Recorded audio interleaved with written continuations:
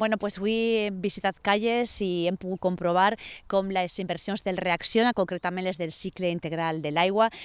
són tan profitoses per a pobles com aquest municipi de Calles, on no podrien fer amb els fons propis dels ajuntaments aquest tipus d'inversions. En aquest cas han sigut 93.000 euros que han arribat per tal de poder fer nou la portada de l'aigua des del naixement fins al depòsit municipal. La veritat és que la inversió que des de l'àrea de Medi Ambient dins de l'estratègia Reacciona fem en el cicle integral de l'aigua és de 7 milions d'euros i són moltíssimes les sol·licituds que arriben des de molts dels municipis perquè, evidentment, el problema que hi havia en les conduccions d'aigua, en els claveguerams, han sigut tradicionalment sempre una de les obres que no s'havien comès antigament perquè, evidentment,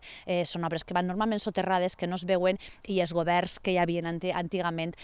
no prioritzaven aquest tipus d'inversions. Però ara sí que podem comprovar a més amb moltíssima satisfacció que són molts els municipis que s'interessen per demanar aquest tipus d'ajudes per tal de millorar el cicle integral de l'aigua del seu municipi. Han habido muchas roturas, porque ya, tanto la ejecución de hace, creo que son unos 40 años o 45 años, tanto la ejecución como el material que había entonces, pues eso, hoy en día tiene mucho tiempo, al final se va rompiendo, y dado que todas esas roturas que van habiendo, al final dices, es que no gano para sanear, con lo cual salió la subvención, pudimos acogernos, Luis hizo un buen proyecto y bueno, y aquí estamos.